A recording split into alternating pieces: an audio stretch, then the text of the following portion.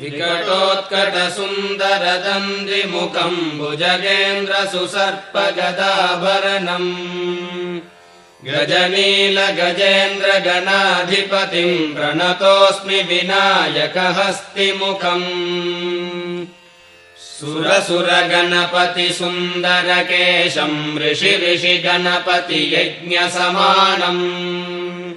भव भव गणपति पद्मशरीरम् जय जय गणपति दिव्य नमस्ते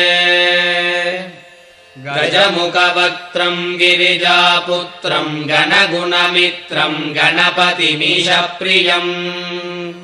करधृतपरशुम् गङ्गणपाणिम् कबलितपद्मरुचिम्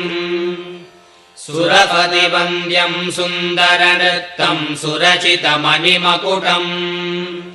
प्रणमत देहम्